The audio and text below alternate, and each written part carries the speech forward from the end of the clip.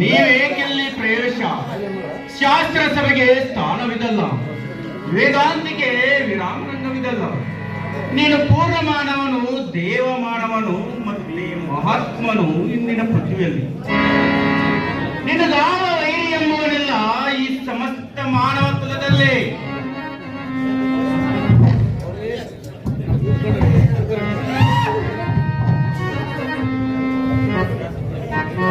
ಚೇಷ್ಟ ಚಡಾಯಿಸಿದೆ ನಿನ್ನೆದೆಯಳು ಅಂಗರಾಜ.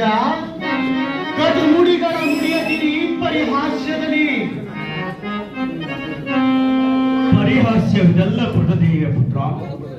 ನಿಜ ಸ್ಥಿತಿಯನ್ನರಿಯದ ನಿಮ್ಮ ಬಗೆಗೆ ಇರುವ ನನ್ಯತೆಯ ಶಬ್ದ ಚಿತ್ರವಷ್ಟೇ.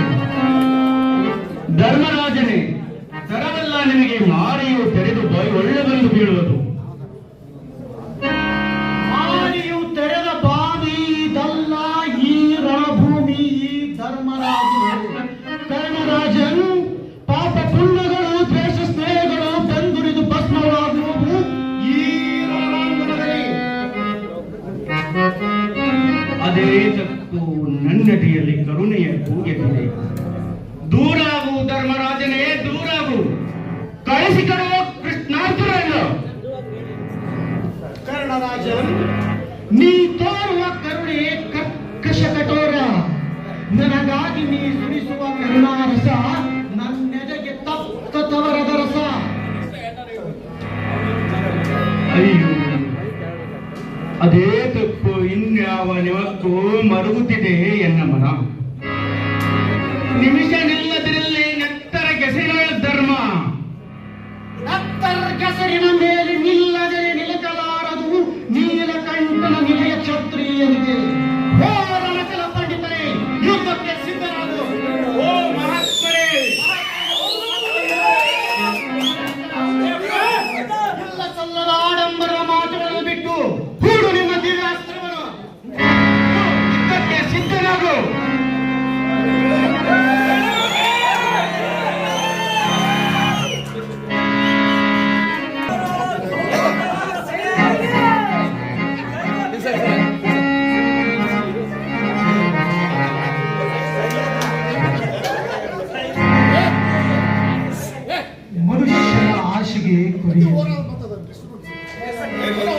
ಮನುಷ್ಯನ ಆಶೆಗೆ ಕೊರಿ. ಕಲ್ಪನೆಯ ರೆಕ್ಕೆಗಳು ಹಾರಿ ಹಾರಿ ಅರಸತ್ತಿಗೆ ಆಸೆಯಿಂದಲವೇ ಯುದ್ಧವನ್ನು ಆರಂಭಿಸಿದರು. ರಾಜರಾಜರು ಭೂಮಿಗಾಗಿ ಬಡಿದಾಡಿದರೆ ಬಡ ಜನರು ಅವರವರ ಪಕ್ಷಾಭಿಮಾನದಲ್ಲಿ ಯುದ್ಧವನ್ನು ಮಾಡಬಾರಿಸಿದರು. ಇದೊಂದು ವಿಕೃತಿ ಭಾರತೀಯರಿಗೆ ಸ್ವಕೃತಿ. ಇಲ್ಲಿಯವರೆಗೂ ಪಾಂಡವರನ್ನು ಕೃಪಾದೃಷ್ಟಿಯಿಂದ ಕಾಣುತ್ತಿದ್ದ ಜಯಲಕ್ಷ್ಮಿ ಕೌರವೇಶನ ಕಡೆಗೆ ಜಾರುಗಳೋ ಏನು. ಒಟ್ಟಾರೆ ಕರ್ಣನನ್ನ ಕೊಲ್ಲುವುದು.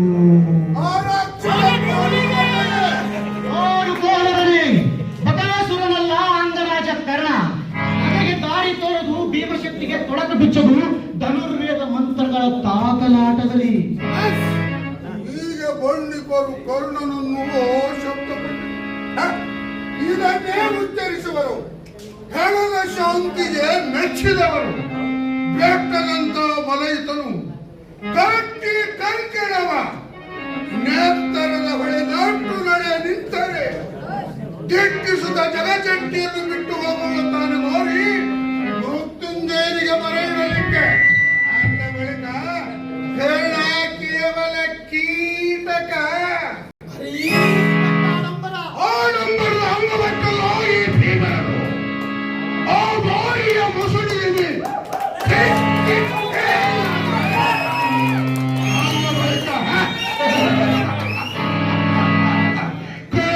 ಕೇವಲ ಕೀಟಾಣು. ಬಲ ಭೀಮರೇ, ಬರೀ ಬಲ ಶಾಲೆಗೆ ಜಯವಿಲ್ಲ ಇಂದಿನ ವಿಜ್ಞಾನ ಪ್ರಪಂಚದಲ್ಲಿ. ವಿಜ್ಞಾನಕ್ಕೆ ತಿರಸ್ಕಾರವಿಲ್ಲದೆ ಪುರಸ್ಕಾರವೆಂದು ತಿಳಿದುಕೋ ನನ್ನ ಈ ಮಾತಿನ ಉದ್ಗಾರ.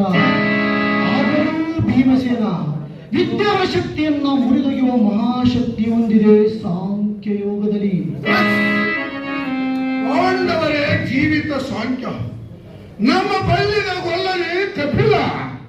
ಕುರುಕ್ಷೇತ್ರವೇ ಯೋಗವು, ಪಾಂಡವರ ಹೋರಾಟವೇ ಕಟ್ಟಿ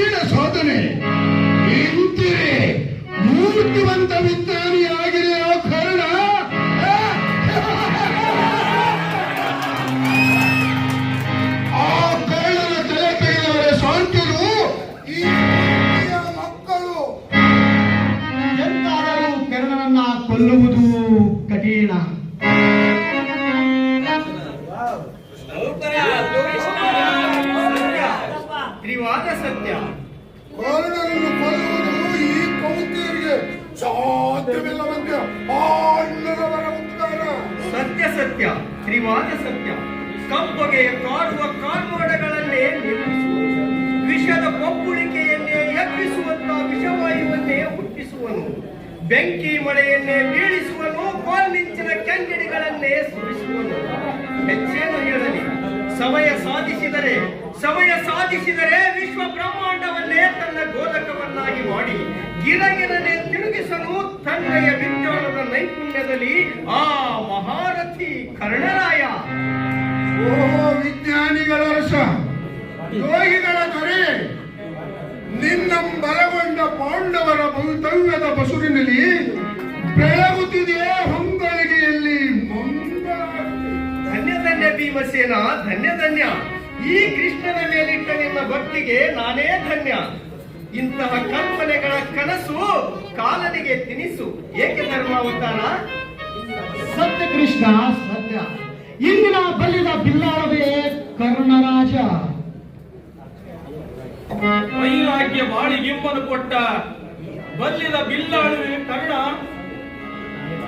ವೇದಾಂತಿಗೆ ಆ ಕರ್ಣನಿಗೆ ಸಹಜವಾದುದು.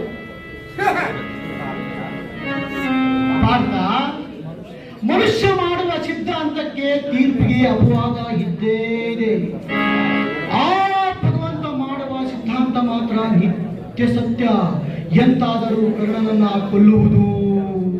ಧರ್ಮಜ, ಗಂಡಿನ ಕಾಳಾಗ್ನಿಯ ಕಿಚ್ಚುಂಟು ಈ ನನ್ನ ಬೆಂಗಿಣಿಯಲ್ಲಿ. ನಿನ್ನ ಬೆಂಗಿಣಿಯಿಂದ ಹರನ ಹಣೆಗಣ್ಣಿನ ಕಿಚ್ಚು ತೆಗೆದಗಿಸಿದರೆ ಅದನ್ನು ಆರಿಸಲಿಕ್ಕೆ ಜಿಗಿದು ಬರುವಷ್ಟು ಜಲಗಂಗೆ ಶಿವನ ಜಡೆಯನ್ನು ಬಿಟ್ಟು ಕರ್ಣನ ವರುಣಾಸ್ತ್ರ ಪ್ರಯೋಗದಲ್ಲಿ. ಏನಾದರೇನಂತೆ ವೇಣುಗೋಪಾಲನೆ, ಪರಶಿವನಿಂದ ಪಡೆದ ಪಾಶುಪತಾಸ್ತ್ರ ಅಜೇಯವಾದುದು. ನಿಜ. ಪಾರ್ಥನ ಪಾಶುಪತಾಸ್ತ್ರದಿಂದ ಹೊರಹೊಮ್ಮುವ ಬೆಂಗಿಡಿ ಕೆಮ್ಮಿಂಚಿ ಕೆಂಗರ ತಟ್ಟೈಸಿ ಕಿಕ್ಕೆರಿದು ಜಡಿದಾಗ ಹೆಬ್ಬೆಟ್ಟವೆ ಹುಡಿ ಹೊಡೆದು ಹಾರಿ ಹೋಗುವುದು. ಅಂದ ಬಳಿಕ ಕರ್ಣನ ಅವಘಡದ ತಪ್ಪಲು. ಭೀಮ, ಅರ್ಜುನನ ಪಾಶುಪತಾಸ್ತ್ರ ಕೇವಲ ಪೆಡಂಭೂತ ಮಾತ್ರ. ಧರ್ಮಜನೇ, ಪರಶಿವನಿಂದ ಪಡೆದ ಪಾಶುಪತಾಸ್ತ್ರವನ್ನು ಪೆಡಂಭೂತವೆಂದು ನುಡಿದ ನಿನ್ನನ್ನು ಹಣೆಪಾರ್ಥ ಕೆಲ ನಿಮಿಷಗಳವರೆಗೆ, ಇಂದಿನ ಈ ವಿಷಮಯ ಗಳಿಗೆ ಕಳೆದು ಹೋಗುವವರೆಗೆ ಮುಂದಿನ ಸಭೆಯಲ್ಲಿ ದ್ರೌಪದಿಯ ಸೀರೆಯನ್ನು ಸೆಳೆಯುವ ಸಂದರ್ಭದಲ್ಲಿ ದ್ರೌಪದಿಯು ನನ್ನನ್ನು ಕೂಗಿ ಕರೆದಂತೆ ಕೂಗಿ ಕರೆ ಆ ಪರಶಿವನನ್ನು. ಅವನೇ ಪರಿಹರಿಸಬಲ್ಲ ಈ ವಿಷಮಯ ಗಳಿಗೆಯನ್ನ. ಓ ಪರಮಾತ್ಮನೇ, ಈ ವಿಷಮಯ ಸಮಯದಲ್ಲಿ ಧರ್ಮಾತ್ಮನಾದ ನನ್ನ ಅಣ್ಣನಿಗೆ ಕಟು ನುಡಿಗಳನ್ನಾಡಿ ಮಹಾಪಾಪವನ್ನೆಸಗಿದ್ದೇನೆ. ಈ ನನ್ನ ಪಾಪವನ್ನು ಮನ್ನಿಸಿ ದಯತೋರು ತಂದೆ, ದಯತೋರು.